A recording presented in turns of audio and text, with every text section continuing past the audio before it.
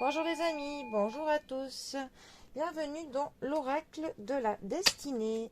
Alors, nous sommes dimanche, le jour de l'oracle de la destinée, qui est basé sur le tarot médiéval, le tarot de Marseille.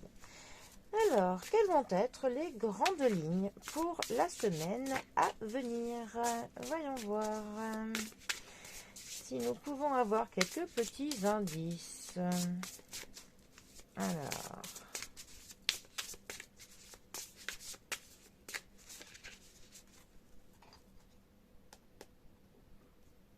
nous avons le jugement qui est accompagné du 9 d'épée.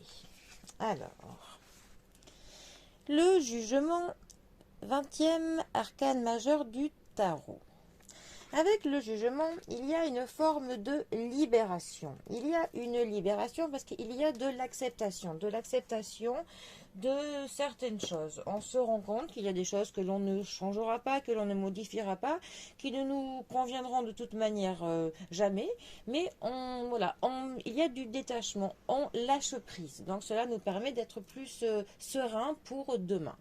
Il y a aussi un espèce de bilan que l'on fait. On essaye de voir dernièrement quel acte nous avons pu commettre, qu'est-ce qu'on a pu faire dans notre vie, et on essaye de voir quelles conséquences ont tous ces actes dans notre vie aujourd'hui.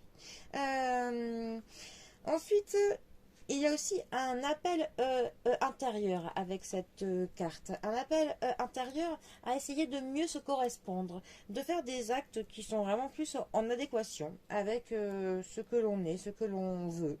Pour le coup, il y a même une réévaluation de certaines choses pour pourquoi pas abandonner certaines valeurs qui ne nous vont plus et pour en créer des toutes neuves qui pour le coup s'adapteront plus à ce que l'on est devenu.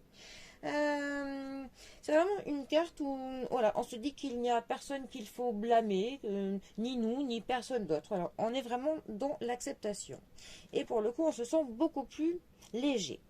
Ensuite, notre 9 d'épée. Alors, les épées, déjà, elle nous parle des réflexions, elle nous parle de l'intelligence, elle nous parle de la logique, elle nous parle de certaines décisions à prendre qui ne sont pas toujours faciles à prendre. Le 9 d'épée plus particulièrement, il va justement nous parler de culpabilité, de l'inquiétude, d'un débordement de nos sentiments, de nos émotions. On est un peu accablé par nos pensées. On a l'impression d'avoir fait quelque chose de mal. On est clairement dans le si seulement, si je n'avais pas, si j'avais fait, si j'aurais pu. Enfin, voilà, on a vraiment du regret du passé, tellement qu'on n'endort pas la nuit. On est obsédé par quelque chose que l'on regrette et ça nous met vraiment un sentiment de vulnérabilité totale. Ces deux cartes ensemble, justement, elles peuvent nous dire que ça fait trop de temps que l'on rumine quelque chose, que l'on est accablé par quelque chose que vraiment qui nous mine, qui nous ronge petit à petit. Et justement, ces deux cartes nous disent qu'on va bientôt aller vers de l'apaisement, vers du lâcher prise. Au bout d'un moment, enfin de toute manière, c'est vraiment ce que ces cartes nous conseillent. Hein. Il faut clairement que l'on arrête de culpabiliser pour rien, de s'inquiéter pour quelque chose pour lequel on ne peut plus rien faire. Ce qui est fait est fait. Donc il est vraiment temps de se libérer de cela, de ne pas se blâmer, de ne pas être trop dur envers soi. Parce que là, on a été un peu trop sévère envers nous-mêmes.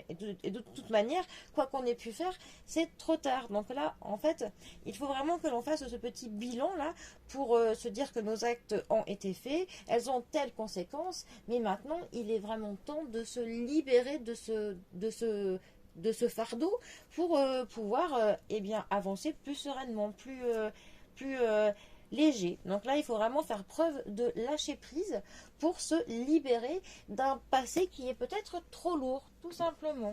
Bon. Eh bien, les amis, je vous laisse profiter du dimanche, passer une bonne fin de week-end et je vous dis à bientôt pour un prochain tirage. Allez les amis, à bientôt, bisous à tous.